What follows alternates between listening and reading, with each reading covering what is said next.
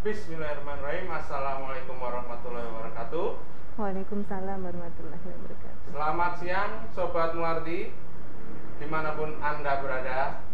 Pastikan hari ini Anda sehat selalu.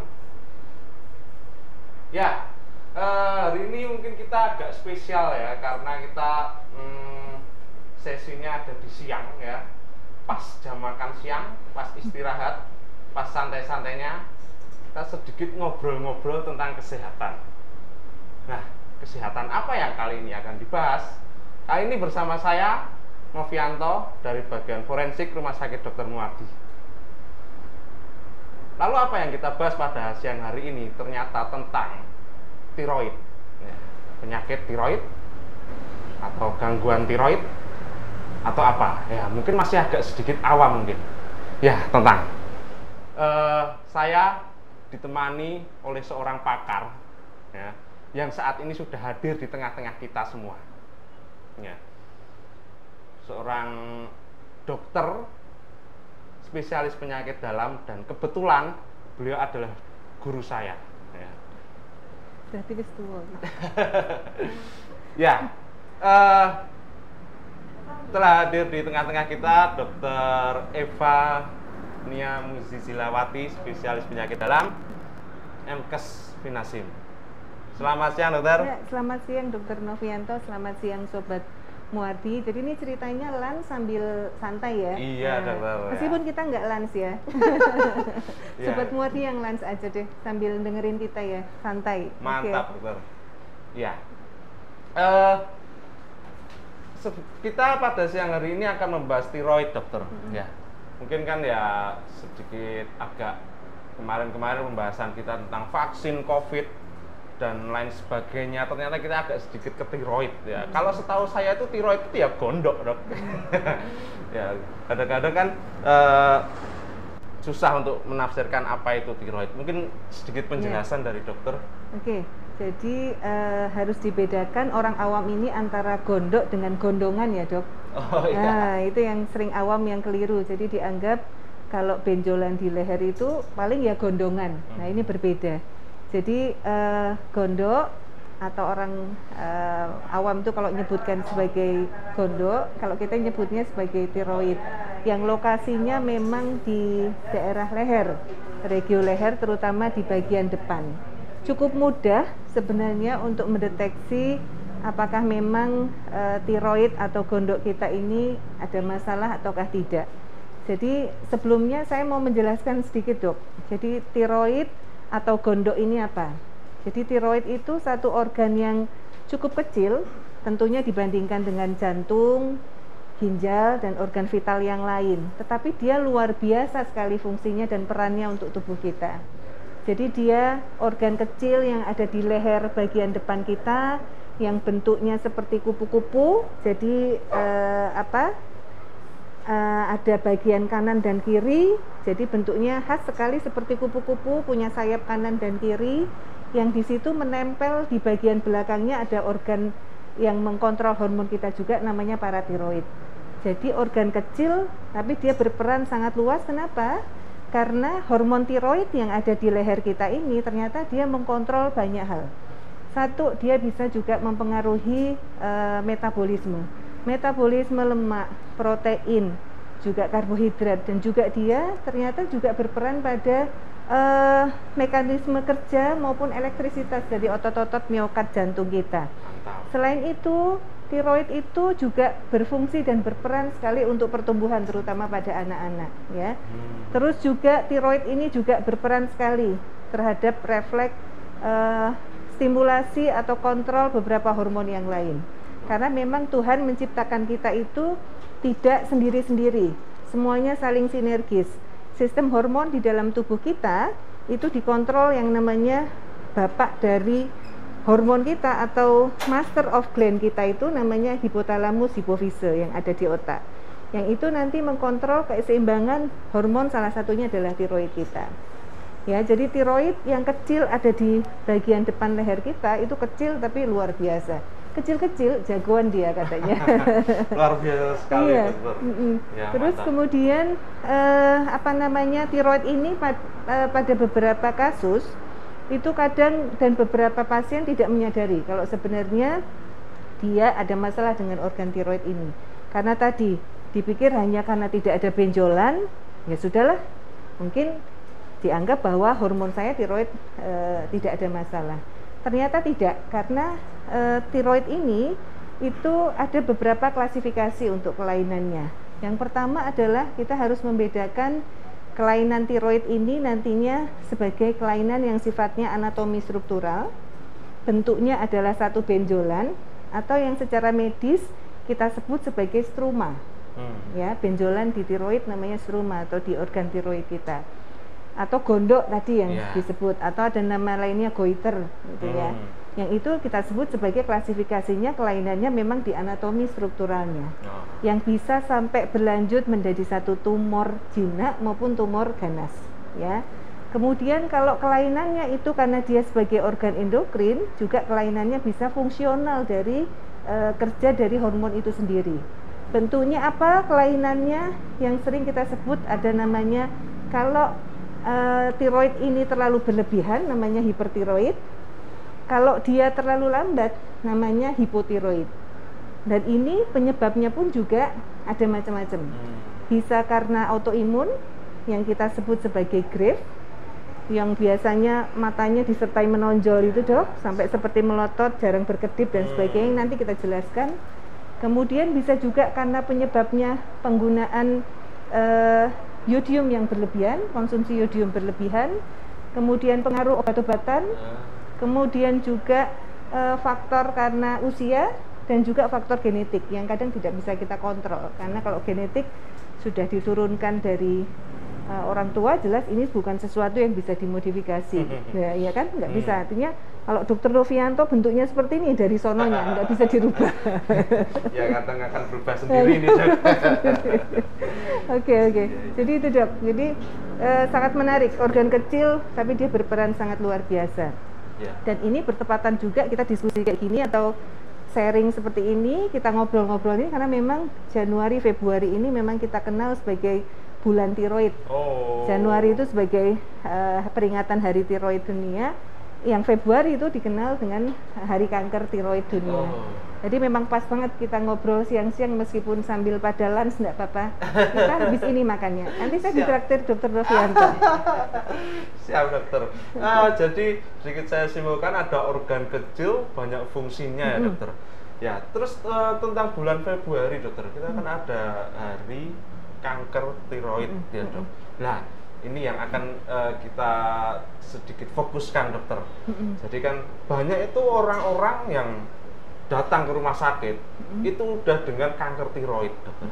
Nah, padahal kan biasanya sebelum kanker kan ada deteksi dininya. Nah, bagaimana untuk mendeteksinya dokter supaya tidak kanker tiroid atau penyakit-penyakit yang lain yang disebabkan oleh gangguan tiroid tadi dokter? Oke. Pertanyaan yang luar biasa. Jadi kanker atau sesuatu itu kan ada fase, nggak mungkin lah semua itu tumbuh langsung gede. Prinsipnya gitu. Tanaman gede masih ada proses dia benih, kemudian mengecil sampai besar, sama. Semua proses penyakit pun juga ada fase-fasenya.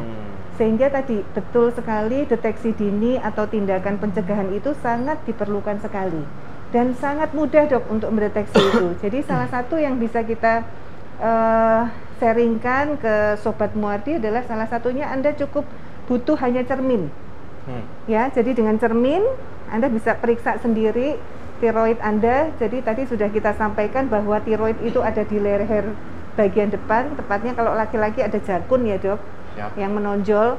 Kalau pada wanita cukup kita raba aja, ada kayak organ yang keras yang bergaris-garis itu namanya trakea, ya, yang di situ kita lihat di sebelah dari trakea itu atau jakun kalau itu laki-laki, di kanan kirinya kita raba, kemudian dengan kaca kita bisa sebelum diraba dilihat dulu, kelihatan nggak dari kaca ini bagian depan ada satu benjolan di samping dari jakun kita, kanan kiri ada satu benjolan ataukah tidak. Kemudian dilihat dari samping dok, dari samping itu dilihat apakah juga terlihat kok yang kanan kiri saya tidak simetris atau tidak rata. Itu juga bisa memastikan kita mendeteksi dari awal apakah memang ada satu benjolan ataukah tidak. Yang berikutnya dengan palpasi atau dengan penekanan. Jadi dengan 2 jari bisa kita raba, kemudian kita coba dengan cermin ini menelan ludah. Menelan ludah, kalau misalnya kita ketemu dari saat tadi penglihatan awal ada benjolan, setelah kita raba, kemudian kita menelan ludah, benjolannya ini mengikuti saat kita menelan, berarti ini adalah organ tiroid atau gondok tadi yang membesar. Tapi kalau dia tidak bergerak mengikuti gerakan menelan, berarti kita pikirkan adanya satu pembesaran, entah itu kelenjar getah bening, ataukah mungkin ada massa solid yang lain di regio leher yang tentunya perlu dipastikan. Nah itu, jadi karena di leher kita ini kan nggak hanya tiroid, Dok. Yang kita tahu ada banyak 10 kelenjar getah bening yang ada di leher kita. Yang itu pun juga bisa terjadi satu proses penyakit. Bisa itu peradangan limfa atau limfadenitis, bisa juga tumor kelenjar getah bening atau limfoma.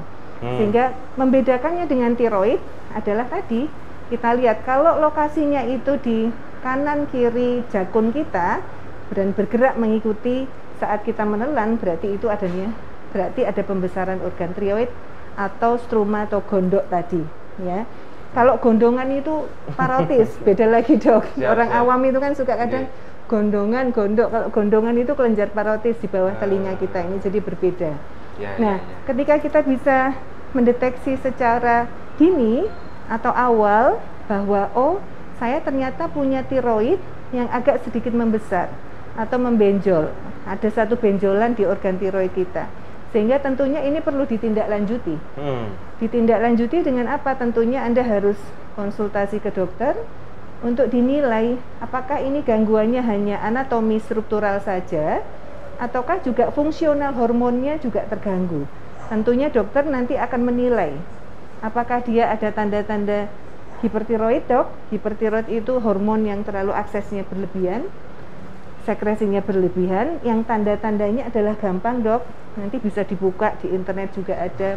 Kalau Anda misalnya satu mudah capek, yang kedua mungkin ada sesak nafas, yang ketiga adalah rasa mengganjal saat menelan, yang keempat tangannya suka lembab atau basah di telapaan, yang berikutnya adalah kalau Anda tangannya lurus begini sering tremor atau memegang benda gitu sering bergetar tangannya, misalnya gelas atau ngambil sendok kok gemeter, ini juga hati-hati. Yang berikutnya adalah suka berdebar-debar atau kita sebut sebagai takikardi. Jadi rasanya kalau ketemu cowok ganteng atau cewek cantik deg-degan gitu enggak apa-apa ya, Dok. Berarti itu karena itu berarti mungkin lagi tapi kalau ini lain, jadi nggak ngapa-ngapain, udah istirahat pun tapi kok rasanya jantungku berdebar cepat. Nadinya juga kalau diraba dipegang gitu kok cepat sekali. Nah ini juga harus hati-hati.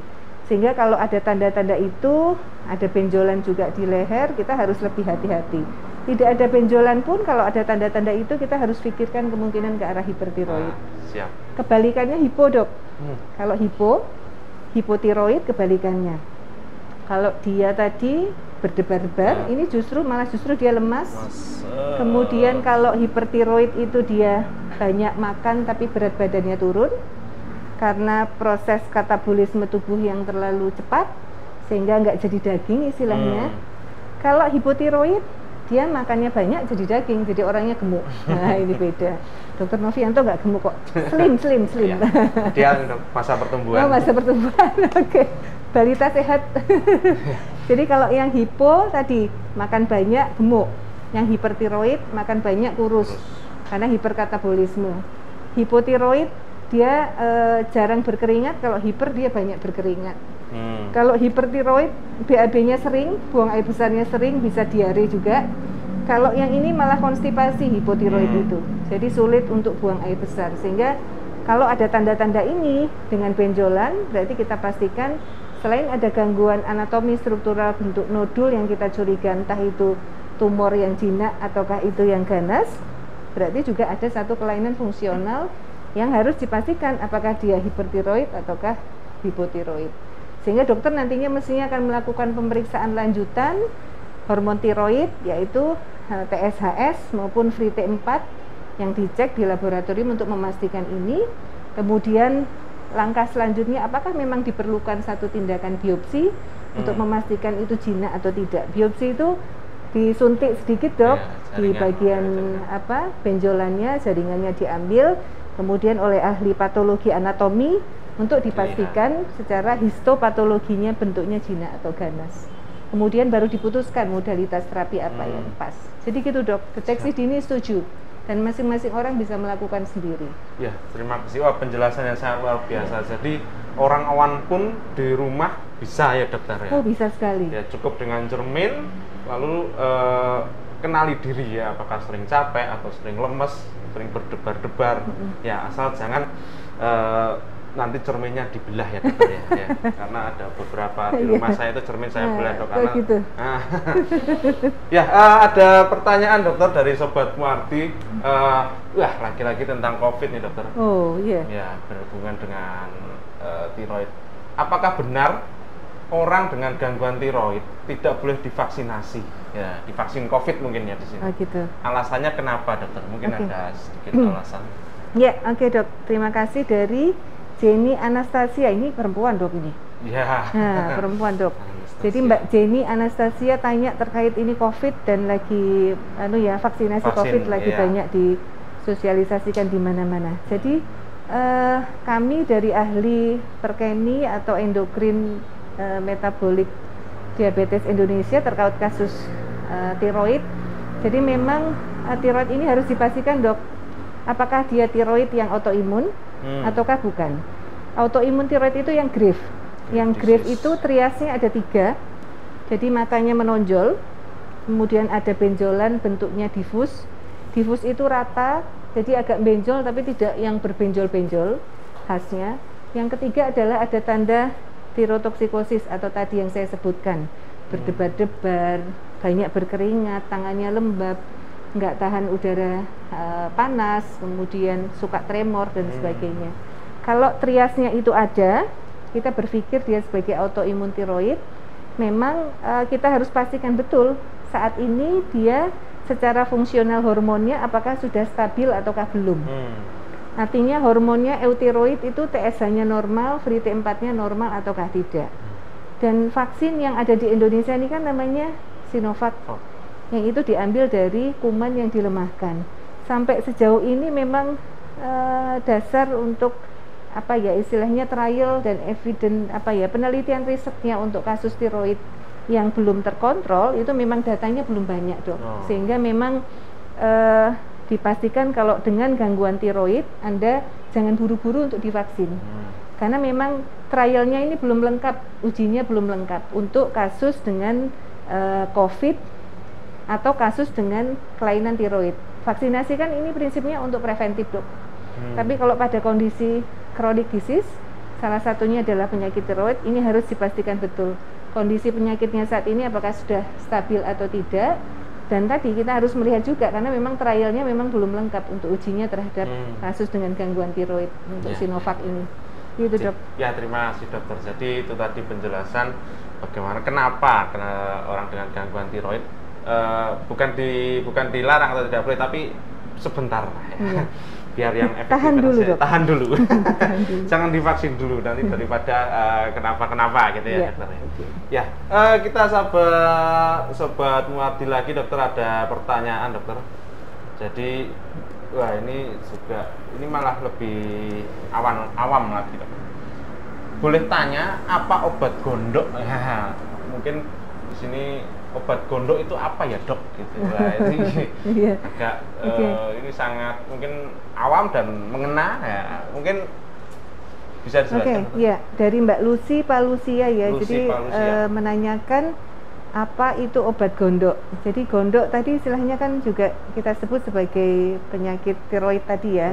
Jadi dipastikan betul Mbak Lucy penyakit gondoknya ini apakah tadi hanya benjolan saja dengan hormonnya masih normal, terus kemudian bukan satu autoimun. Autoimun itu kan satu proses penyakit di mana ada satu konslet pengenalan antara antigen antibodi. Jadi yang masuk itu misalnya itu virus atau antigen harusnya dijadikan sebagai lawan yang harus dimusnahkan, dia malah dijadikan kawan. Pengenalannya ada satu masalah sehingga disebut sebagai autoimun. Dipastikan betul. Terus kemudian apakah ini juga penyakit gondok yang penyebabnya karena inflamasi, karena infeksi, Dok, namanya tiroiditis. Nah, masing-masing ini harus ditegakkan dulu diagnosisnya apa, sehingga tentunya terapinya juga berbeda. Jadi ada terapi yang memang bisa hanya dengan konservatif, obat-obatan, tapi ada juga yang mungkin rekomendasinya karena dia sudah bentuk benjolan yang besar, kan bisa dilihat beberapa tempat itu terutama di endemik, Dok. Salah satunya di lembah lereng gunung di Magelang itu dulu tahun 76 kan ada satu desa namanya Desa Sengi yang hampir 70% orangnya kerdil dan juga berbenjol-benjol. Yang waktu itu terdeteksi karena ternyata memang iodium di kadar tanahnya maupun airnya itu sangat rendah. Bapak tiroid kita almarhum Prof. Joko Mulyono, staf di Karyadi, beliau sampai memperjuangkan mengalirkan air yang mengandung iodium cukup termasuk injeksi iodium pada saat itu untuk mencegah risiko terjadi efek yang berkepanjangan untuk masyarakat sekitar. Jadi kalau yang benjolan yang besar sekali, kemudian sampai mengganggu menelan, kemudian menimbulkan sesak nafas, tentunya ya tindakan operasi atau operatif itu menjadi saran atau rekomendasi yang harus dilakukan. Tapi kalau tidak ada sesuatu yang emergensi, hormonnya juga terganggu, prinsipnya konservatif dengan pemberian obat-obatan untuk menormalkan hormon tiroksinnya tadi atau hormon tiroid. Dan obat-obatannya tentunya tidak bisa dibeli bebas, Dok. Harus Anda datang ke dokter Anda, ahli penyakit dalam atau ahli endokrin untuk bisa mendapatkan terapi yang tepat. Jadi prinsipnya untuk kasus gondok ada modalitas terapi yang bisa dilakukan. Dan itu dengan konsultasi dokter tentunya, Dok. Ya, terjawab. Terima kasih Dokter Eva. Jadi memang tidak semua gondok itu dioperasi gitu ya, Dok, ya tadi kan. Ya, kita sapa lagi dokter dari Instagram. Iya, ini tadi dari Adian Bayu sudah dijawab ya, apakah harus dioperasi atau bisa lewat jalan. Sudah dijawab dengan sangat lengkap oleh Dokter Eva. Nah, ini ada dari Haryati Eko, Dokter. Jadi ini menarik juga. Selamat siang, Dok. Apakah hipertiroid ini menular atau ada faktor genetik?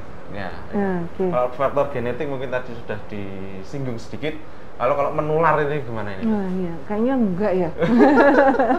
Jadi penyakit sakit tiroid ini bukan penyakit menular. Artinya kalau ada orang yang benjolan di leher itu terus Anda takut mendekat, itu tidak, karena memang bukan penyakit menular.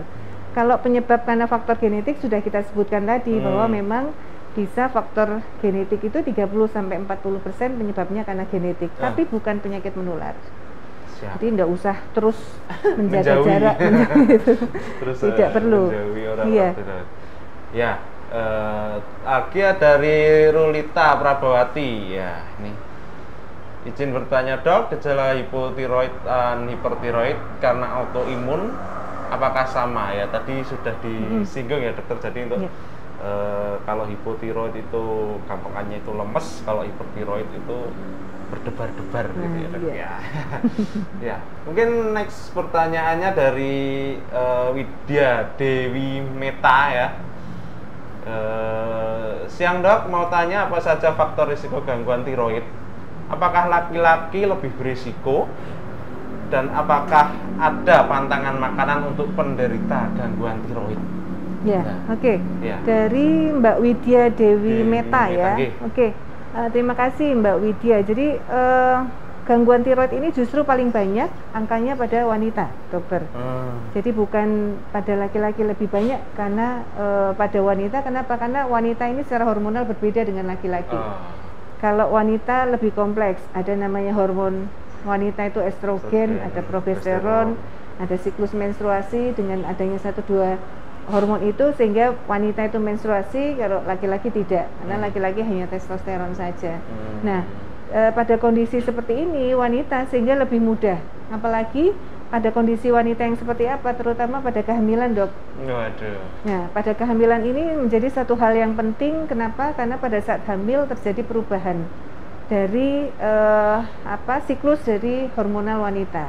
Progesteronnya yang berlebihan yang menyebabkan nanti adanya satu kondisi di mana beta HCG-nya sangat tinggi. Beta HCG yang sangat tinggi ini karena adanya janin atau kehamilan berisiko menstimulasi dari hormon tiroid ini akan terjadi hiperreaktif. Nah, sehingga akan sering terjadi kondisi namanya hipertiroid pada kehamilan. Pada laki-laki apakah bisa terjadi juga gangguan tiroid? Bisa, tetapi memang dari beberapa referensi menyatakan wanita lebih tinggi dibandingkan pada laki-laki. Berisiko ya, Yes, betul sekali itu. Kalau dari faktor makanan, memang yang disarankan untuk kita lebih bisa menjaga agar kondisi tiroid kita bagus, memang terutama adalah secara proporsional kita mengkonsumsi makanan yang cukup mengandung yodium, tidak boleh berlebihan atau kurang, kemudian juga mengandung zinc dan seng ya yang dalam makanan itu cukup. Bisa didapat dari apa? Makanan-makanan sehari-hari aja, dari seafood, jadi kemudian dari ikan-ikanan, ya, kemudian dari produk beberapa sayuran juga mengandung yodium. Sehingga yang makanan seharian yang jelas yang istilahnya organik ya, Dok. Jadi jangan yang diambil terutama dari tempat-tempat yang kadar yodiumnya rendah. Misalnya sayurannya itu diambil dari lembah lereng Gunung Lawu misalnya, yang di situ ternyata airnya atau tanahnya itu 0% yodium. Nah, ini berbahaya. Berarti termasuk apa yang tanaman yang ditanam di sana juga. Karena kadar air tanahnya kan mempengaruhi nanti hasil dari sayuran itu atau tanaman itu. Sehingga memang dipastikan kita menggunakan satu sumber yang bagus ya, artinya di tempat yang juga tidak berisiko terjadi kadar yodium yang rendah. Gitu, Dok. Ya, yang ngobrol-ngobrol tentang sayuran mungkin kita bisa cocok tanam sendiri di rumah. Apalagi ya, COVID nih ya. Wah, mumpung WFH. Mumpung ya. Tukang tanaman laris ya. Ya, ngobrol-ngobrol tentang hamil tadi ya, ternyata alhamdulillah Dokter Eva ini sedang mengandung ya. Mohon doanya kepada semua sobat terima kasih. Muarti agar diberi kesehatan selalu, kelancaran persalinan dan anaknya soleh atau solehah. Amin, terima kasih. Ya, lanjut ke pertanyaan lagi, Dokter.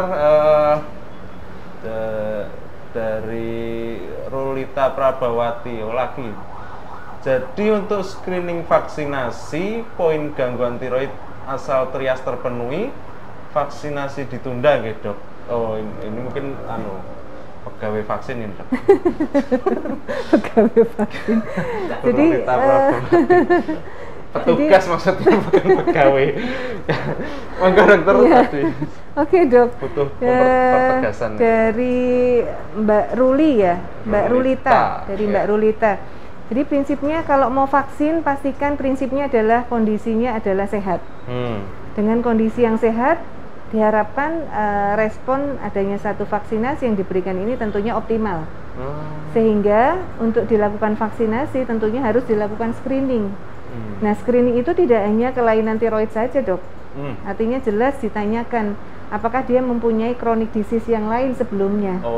Entah itu hipertensi, entah itu diabetes, gangguan tiroid dan sebagainya. Jadi harus memang istilahnya ditanyakan dulu atau dianamnesis dulu, screening.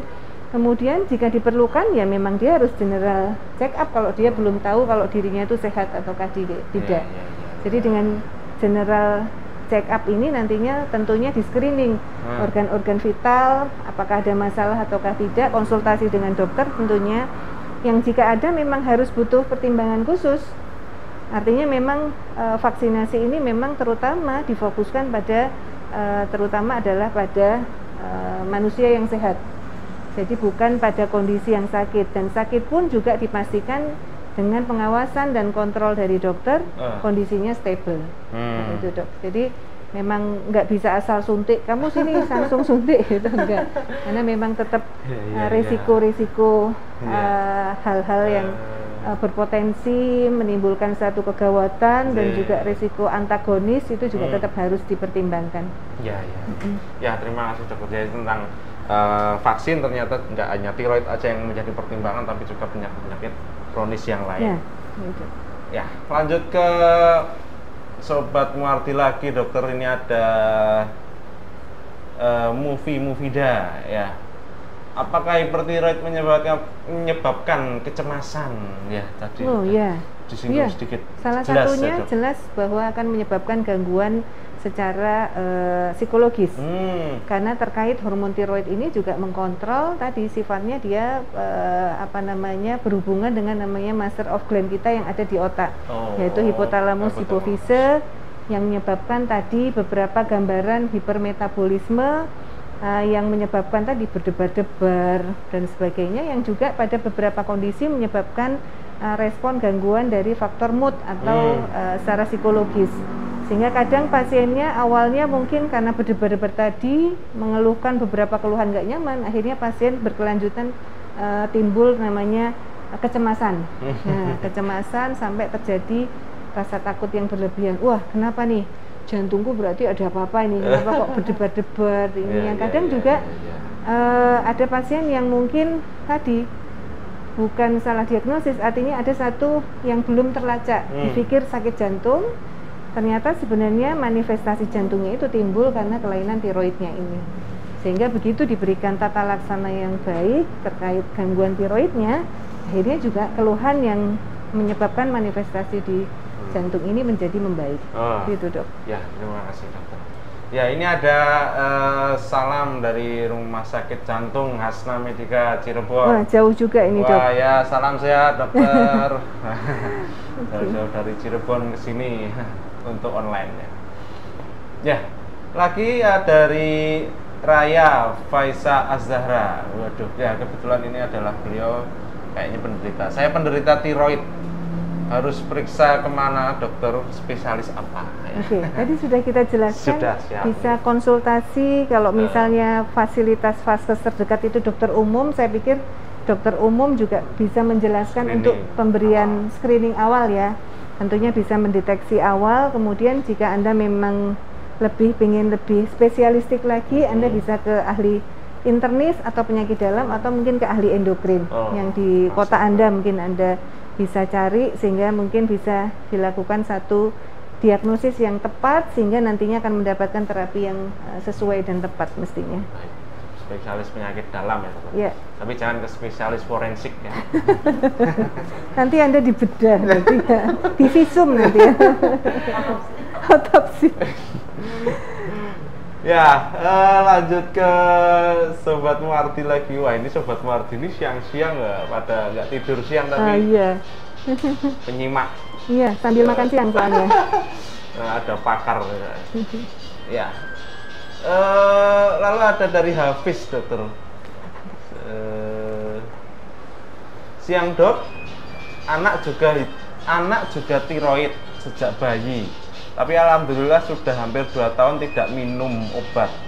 Bulan Desember seharusnya cek lab T4, tapi sampai sekarang belum berani ke rumah sakit. Dari Hafiz, Dokter. Dari Hafiz 171 ya. Jadi ini malah bayi ya, Dok ya, bayi atau anak ya. Nah, itu tadi belum sempat disinggung tentang tiroid pada bayi. Jadi jadi pada kondisi gangguan tiroid kehamilan ini tentunya akan memberikan efek terhadap janin atau pertumbuhan dan perkembangan janin ke depannya. Dan risiko yang akan terjadi yang kita sering khawatirkan adalah namanya hipotiroid yang kongenital. Ya, hipotiroidisme yang kongenital, di mana akan mengganggu gangguan pertumbuhan pada bayi yang nanti tentunya ini kalau nggak diterapi juga berbahaya, Dok. Risiko nanti terjadi kreatin, tubuhnya kecil, dan juga akan menyebabkan satu kondisi retardasi mental dan sebagainya. Ini juga cukup berbahaya. Sehingga pastikan kalau ibunya sudah terdiagnosis ada gangguan tiroid, harus pengawasan dengan selain dokter obgyn atau kandungan juga pengawasan dari dokter ahli penyakit dalam atau endokrin, yang nantinya ini diharapkan kondisi ibu stabil sehingga efek terhadap janin atau bayinya itu akan minimal. Kalaupun nanti sudah terjadi bayi itu lahir dengan kondisi hipotiroidisme yang kongenital, TSH-nya itu sangat tinggi, free T4-nya sangat rendah, sehingga biasanya akan diulang dulu 2 minggu kemudian oleh dokter pediatrik atau anak, yang nantinya kalau ternyata masih hipotiroid juga, sehingga butuh mendapatkan terapi suplementasi namanya levotiroxin atau Butirac yang biasa dikonsumsi, yang tentunya itu di bawah pengawasan dokter spesialis anak karena usianya masih anak. Dan pastikan jangan takut ke rumah sakit. Kan nggak harus ke rumah sakit, bisa ke klinik atau ke dokter, konsultasi dok, bisa konsultasi di mana, asal jangan di kafe ya. Jadi nggak harus ke rumah sakit, dan tentunya bisa dengan sarana vaskes yang lain, tidak hanya di rumah sakit, di klinik pribadi atau apa. Tapi yang jelas jangan sampai kontrol hormon ini tidak terpantau. Karena kalau ternyata kondisinya stabil, sudah tidak perlu obat, berarti obatnya harus ditapering atau diturunkan. Jadi saran saya, putranya harus diajak kontrol nih ke dokter pediatrik anak yang sudah biasa merawat, dan pastikan bahwa nanti perlu dimonitor juga perkembangan anak ini baik ataukah ada masalah atau tidak, sehingga dari awal bisa ditreatment dok dengan baik. Dia jangan sampai nanti sudah terlanjur gede kan sudah susah. Mendingan deteksinya dari awal. Ya, jika istilahnya kan jangan takut ke rumah sakit karena COVID gitu ya dokter ya. Dok. Kalau misalnya kita sehat kan rumah sakit punya protokol sendiri di mana untuk jalur COVID dan jalur non COVID, ada ruang juga non isolasi ya dokter. Ya, tetap kita harus kontrol karena ini hormon ya, itu yang mempengaruhi aktivitas dari kita atau dari aktivitas dari orang-orang, maka harus tetap terkontrol gitu. Ya, setuju dok. Kita sapa Sobat Muarti yang ada di Facebook dokter ya. Apa ajar dari Jenny Anastasia dari tadi, dari sambungan yang tadi mungkin dokter, apa bahayanya efek hipotiroid yang lama pada orang atau khususnya pada wanita dewasa? Ya. Oke. Yang istilahnya mungkin tidak diobati gitu. Ya. Itu terutama pertanyaannya pada wanita ya. Nah ini harus hati-hati nih. Karena tadi ada link atau hubungan antara tiroid dengan sistem reproduksi wanita, sehingga sangat harus hati-hati, karena salah satu gejala atau tandanya adalah memang pada kondisi hipertiroid itu terjadi gangguan menstruasi dok. Jadi kalau ada wanita dengan gangguan menstruasi atau menstruasinya tidak teratur, perlu juga kita pastikan. Biasanya kita kolaborasi dengan dokter bagian obgyn untuk menilai apakah ini problemnya ada masalah organik dari sistem organ reproduksinya, ataukah memang fungsional hormonnya ini terganggu karena primer organ reproduksi, ataukah karena penyebab tiroid, ataukah di penyebab hipotalamus hipofise. Nah, kalau pada wanita dengan gangguan tiroid, risiko-risiko yang bisa terjadi kalau pada hipotiroid jelas dia akan menyebabkan kondisi ketidakstabilan hormon reproduksi, menyebabkan gangguan menstruasi. Pada ibu yang hamil atau berencana hamil, ini tentunya juga mempengaruhi kesuburan. Yang berisiko nanti kesulitan hamil atau fertilitasnya terganggu dok. Yang berikutnya, kalau saat hamil pun wanita dengan hipotiroid berbahaya, karena akan risiko janinnya akan tidak tumbuh. Karena tiroid ini diperlukan bayi atau janin untuk pertumbuhan baik organ vital maupun juga tulang, gigi, dan juga pertumbuhan yang baik tentunya. Artinya organogenesis itu diperlukan hormon tiroid ini. Nah, kalau ibunya sendiri sudah kurang atau hipotiroid, nah apalagi bayinya. Jadi memang baik hipertiroid maupun hipotiroid ini dipastikan pada wanita ini tidak terjadi. Kalaupun terjadi, ya Anda harus melakukan pengobatan dengan baik dan konsultasi dengan dokter, karena memang efek untuk reproduksi ini sangat berpengaruh sekali dok. Dan risiko abortus, artinya keguguran yang kadang sudah sampai setengah jalan, hamil sudah 6 bulan ternyata abortus dan sebagainya. Ini pun salah satunya cukup tinggi penyebabnya karena gangguan tiroid. Jadi memang ini harus dilakukan screening ya, terutama pada wanita yang mau hamil atau memang berencana hamil atau memang dalam kondisi hamil. Itu harus dipersiapkan betul. Jadi ada sedikit istilahnya untuk warning warning kekhususan awal untuk wanita ya dok. Yes, betul sekali. Karena laki-laki tidak hamil dok. Kebetulan tidak. Ya, tapi ini saya nggak layar-layar tadi, Dok. Ya, luar biasa sekali. Wah, masih banyak pertanyaan ternyata, Dokter. Oke, tapi Dok. kita pilah-pilah saja ya, Dokter. Ya, Wah, silakan. Ini, masih dengan movie-movida lagi, Dokter. Mau tanya lagi, Dok, tentang menyebabkan kecemasan, ya, tentang tiroid tadi. Bedanya dengan gangguan kecemasan atau anxiety karena tiroid dan karena psikosis. Ya.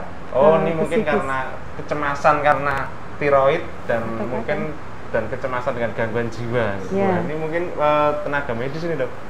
Ya. Atau anxiety. Ya, oke. Ya. Jadi Bisa oke. dijelaskan, Dokter? Ya, tentunya berbeda sekali, Dok. Oh.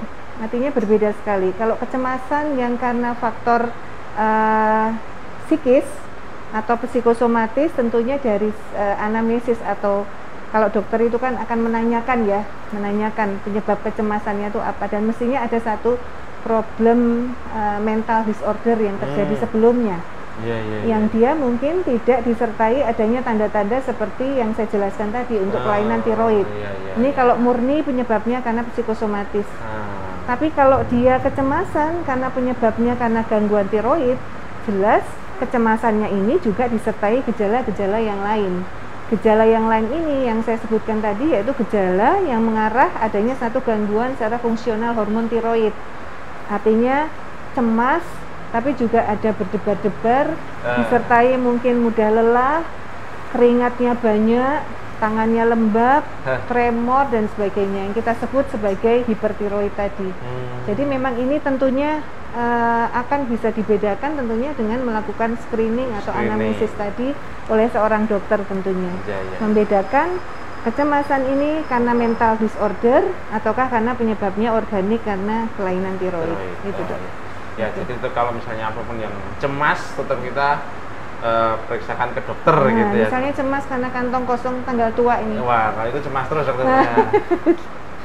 Oke. Luar biasa Dokter Eva penjelasannya. Ya ini ternyata ada yang menanyakan dokter dari Raya Faiza Az-Zahra. Tapi sebelumnya ada Diah Fatma, Mom Aska. Assalamualaikum, sapa Dok. Waalaikumsalam. Waalaikumsalam.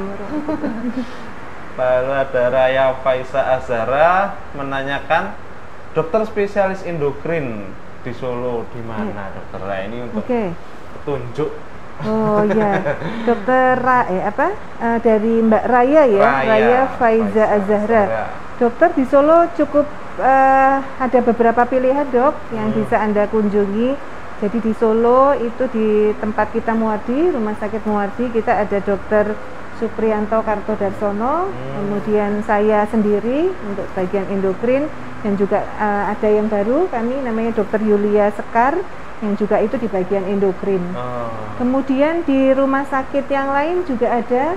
Jadi salah satunya staf kami Dokter Suprianto juga ada di rumah sakit PKU dan juga di Dokter Un Solo Baru. Kemudian juga saya sendiri juga di rumah sakit JIH. Kemudian ada juga konsulan endokrin, ada namanya Dr. Sugiarto dan juga Dr. Pangesti yang bisa Anda temui juga di rumah sakit Kasih Ibu. Ya, jadi artinya bisa secara Google bisa dicari, Dok. Jadi kita ada 5 konsultan untuk yang bagian endokrin yang ada di Solo. Ya, ternyata juga alhamdulillah untuk Solo sudah ada para ahli endokrin ya, Dokter ya. Salah satunya adalah Dokter Eva ya. Dan di rumah sakit Muardi kita juga ada timnya. Muardi Wai. Ya, kalau mau yang ramah, keibuan, langsung saja ke dokter. Kalau mau kebapaan, Dokter Hadianto. Kebapaan. Ya, ada tambahan pertanyaan dari Wirawan Barata. Waduh, ini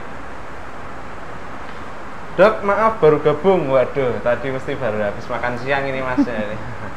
Apa tips untuk mencegah kelainan tiroid? Wah, kalau tadi deteksi dini sesuai tema kita, Dokter, kalau ini adalah tips mencegah kelainan tiroid. Wah, itu. Apakah bisa dicegah, Dokter? Oh, bisa. Tentunya bisa. Ternyata. Dan itu jauh lebih penting. Jadi namanya preventif, Dok, ya kalau kita ya. Mencegah itu jauh lebih penting dibandingkan kuratif atau kita mengobati. Jadi selain tadi preventifnya adalah kita tentunya sering untuk melakukan deteksi dini, Dok. seawal mungkin, ya, sesering mungkin, dan tadi kan bisa dilakukan dengan mudah oleh para sobat Muardi.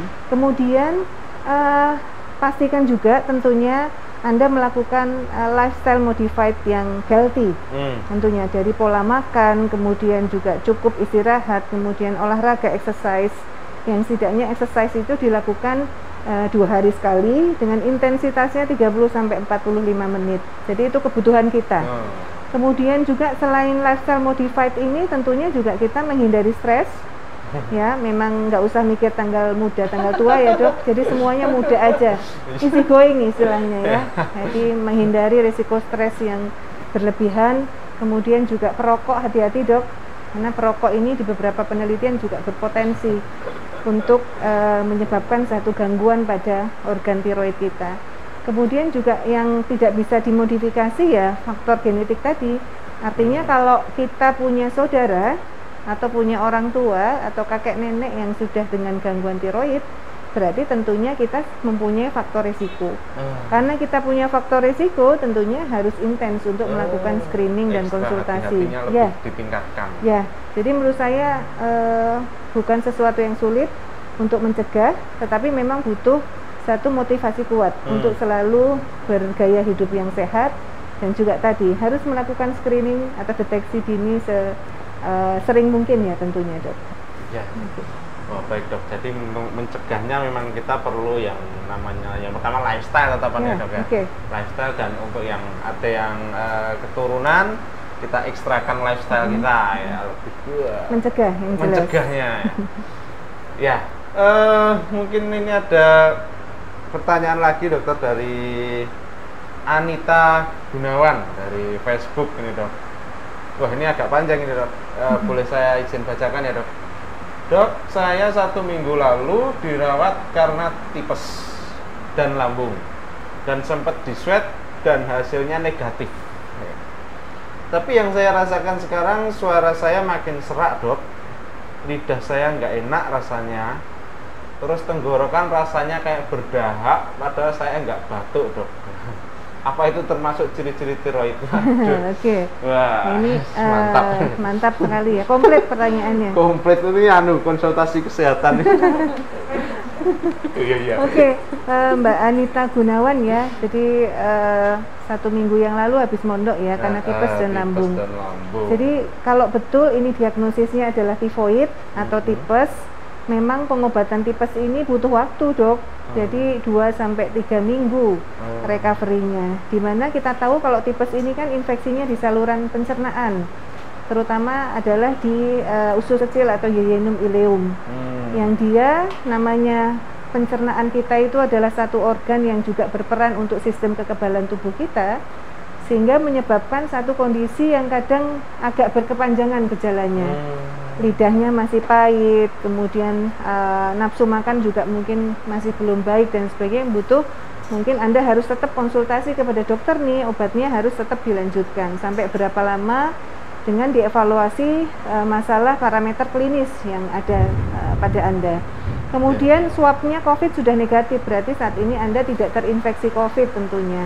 Tetapi kok ada gejala batuk, kemudian tenggorokan rasanya nggak nyaman.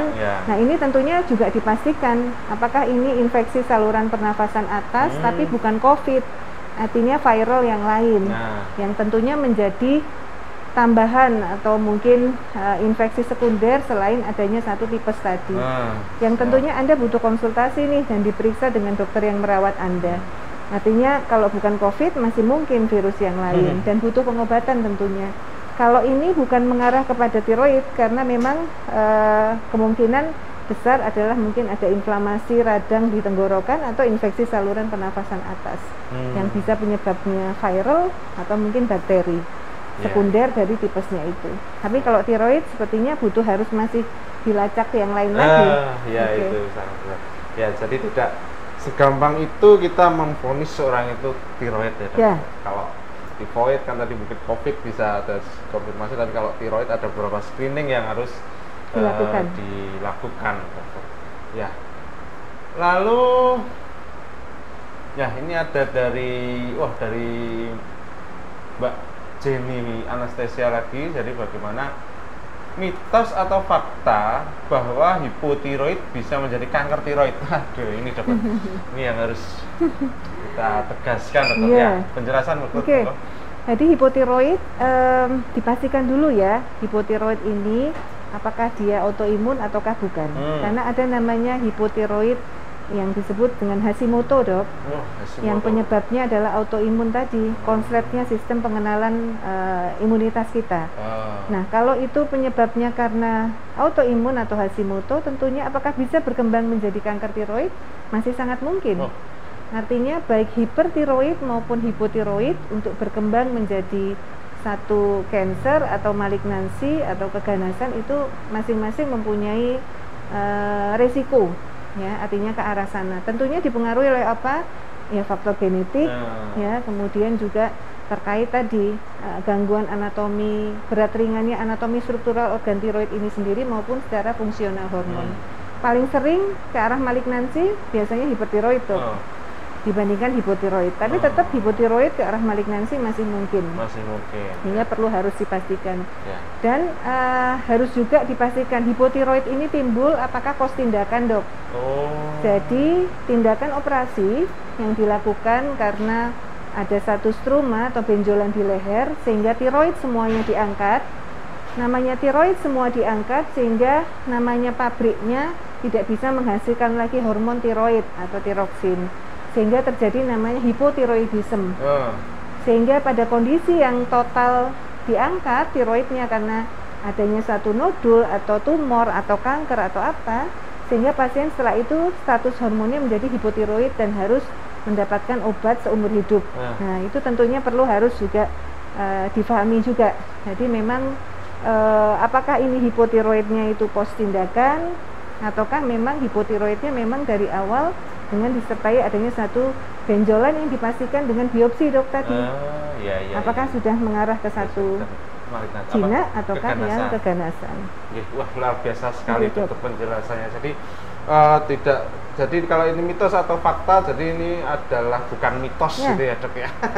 Bukan mitos, tapi agak fakta ya. Ada faktanya tapi tidak semua apakah tiroid itu terus ke situ. Ya, ternyata penjelasan dari dokter Eva tadi sangat bagus, sangat komunikatif. Jadi orang-orang yang awam pun bisa mencerna, dokter bisa menerima. Dan bagi yang tidak hadir mengikuti ya, tidak bisa melewatkan acara pada siang hari ini, hasil rekaman live streaming pada siang hari ini ada di Facebook dan YouTube ya, di Rumah Sakit Umum Dr. Muardi, RSUD Dr. Muardi ya.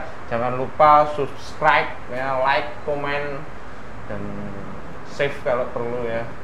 Jangan lupa like, follow, subscribe, share ya akun media sosial RSUD Dr. Muardi. Ya, satu karena lagi, dok, keterbatasan waktu, dokter, mungkin lagi ada satu yang ingin disampaikan kepada Sobat Muardi dan semuanya. Terima kasih, dokter. Jadi untuk Sobat Muardi, jadi tidak boleh terlalu takut, khawatir berlebihan, terus kemudian juga menjadi fobi terhadap rumah sakit. Kalaupun memang Anda sudah melakukan deteksi dini, didapatkan ada sesuatu yang butuh harus konsultasi ke dokter, silahkan segera untuk melakukan konsultasi. Di Muardi kita punya tim yang komprehensif, tentunya lengkap.